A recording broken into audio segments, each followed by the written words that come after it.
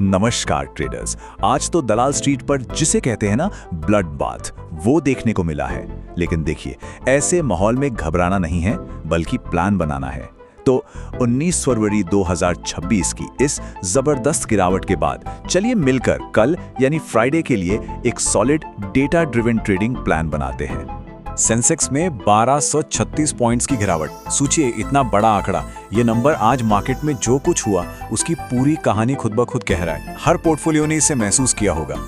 और सिर्फ सेंसेक्स ही नहीं, निफ्टी 50 भी करीब 1.5% यानी 1.41% नीचे 25,454 पर क्लोज हुआ है।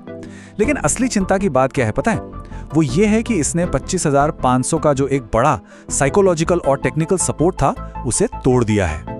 और ये देखिए, इंडिया विक्स, जिसे हम फियर मीटर भी कहते हैं, ये 10% से ज्यादा उछलकर 1350 पर पहुंच गया है।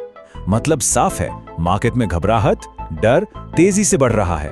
तो सवाल ये है कि आखिर ये सब हुआ क्यों? इन नंबर्स के पीछे की वजह क्या है? चलिए इस गिरावट की तह तक चलते हैं और समझते हैं कि मार्केट में ये रेड अलर्ट क्यों आया। देखिए, आज की इस भारी बिकवाली के पीछे असल में 3 बड़े कारण हैं। पहला, यूएस और ईरान के बीच जो टेंशन बढ़ रही है उसने ग्लोबल मार्केट का पूरा मूड ही बिगाड़ दिया है। दूसरा, क्रूड ऑयल ब्रेंट क्रूड अपने साल के सबसे ऊंचे लेवल पर है, जिससे महंगाई का डर वापस आ गया। और तीसरा, सीधी सी बात है, लगातार 3 दिन की तेजी के बाद स्मार्ट मनी ने ऊपर के लेवल्स पर जबरदस्त प्रॉफिट बुकिंग की है। अब जरा विक्स की बात करते हैं। इसका बढ़ना, इसका मतलब समझना बहुत ही जरूरी है। ये जो विक्स है ना, ये अगले 30 दिनों की मार्केट में उथल पुथल को मापता है। सीधा सा मतलब है, विक्स बढ़ा तो मार्केट में डर बढ़ा, और जब डर बढ़ता है तो सबसे पहली प्राथमिकता एक ही होती है, अपनी कैपिटल को बचाना, प्रॉफिट बाद में। ठीक है, तो प्रॉब्लम तो समझ आ गई, लेकिन कहा जाता है ना, हर गिरावट अपने साथ एक मौका लेकर आती है। तो अब इस तूफान में कल के लिए कुछ सेफ अपॉर्चुनिटीज ढूंढने की कोशिश करते हैं। आज मार्केट की कहानी ना 2 हिस्सों में बटी हुई थी। एक तरफ ऑटो, रियलिटी, कैपिटल गुड्स, इन सब सेक्टर्स में भारी बिकवाली चल रही थी। वहीं दूसरी तरफ एक सेक्टर था जो मजबूती से खड़ा था, आईटी सेक्टर। कमाल की बात है कि इन्फोसिस और टीसीएस जैसे हेवीवेट स्टॉक्स इस गिरावट में भी हरे निशान में बंद हुए। ये एक साफ संकेत है कि यहाँ एक सेफ हेवन बन रहा है। तो हमारी लिस्ट में पहला स्टॉक है इन्फोसिस। सोचिए, इतने कमजोर मार्केट में भी इसने आरएसआई पर एक बुलिश डाइवर्जेंस बनाया है। इसका मतलब है कि स्टॉक के अंदर की ताकत बढ़ रही है, भले ही प्राइस गिरा हो। इसमें करीब 1385 के लेवल पर नजर रखी जा सकती है। स्टॉप लॉस 1365 पर रखना होगा और ऊपर की तरफ 1415 से 1430 का टारगेट बन सकता है।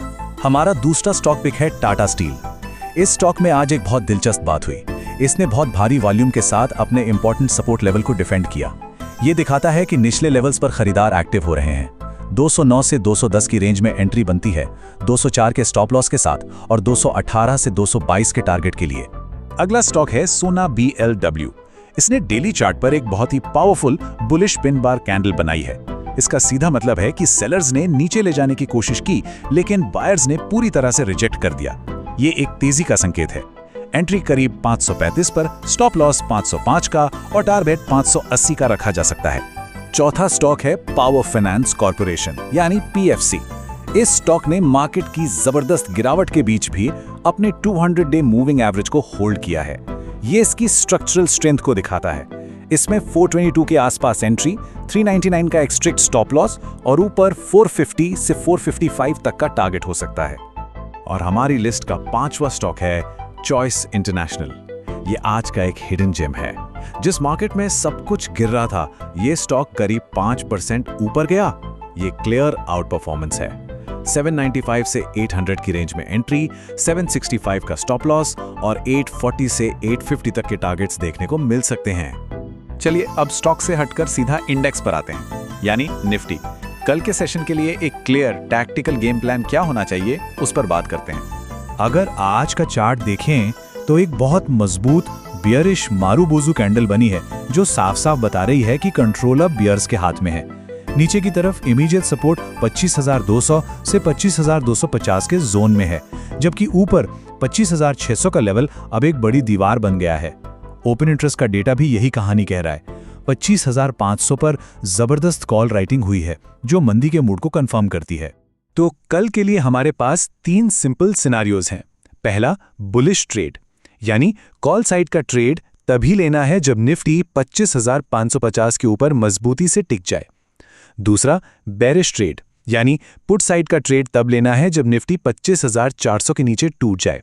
और तीसरा, सबसे जरूरी, इन दोनों लेवल्स के बीच में कुछ नहीं करना है, वो नो ट्रेड जोन है। इसे ध्यान से देख लीजिए, 25,400 से 25,550, ये जो 150 पॉइंट की रेंज है, ये कल के लिए ट्रैपिंग जोन है। इस जोन में ट्रेड करना मतलब फंसना। यहां विक्स हाई होने की वजह से प्रीमियम बहुत तेजी से गलेगा, तो इस जोन को अवॉइड करना है। और अब कल के सेशन की सबसे जरूरी बात, एक ऐसा नियम जिसे हर ट्रेडर को अपनी पहली प्राथमिकता बनाना ही होगा। ये विक्स का बढ़ना और मार्केट में इतनी अनिश्चितता, इसे देखते हुए कल के लिए जो भी नॉर्मल ट्रेडिंग पोजीशन साइज होता है उसे सीधा आधा कर देना है। सिर्फ और सिर्फ 50% कैपेसिटी के साथ ही ट्रेड करना है। हमेशा याद रखिए, ऐसे बाजार में पैसा बनाने से कहीं ज्यादा जरूरी है अपना पैसा बचाना। कैपिटल प्रिजर्वेशन ही अल्टीमेट स्ट्रैटेजी है। तो इस पूरे एनालिसिस के बाद अब सवाल यह है कि कल की रणनीति क्या होगी? इस गिरावट पर खरीदना या हर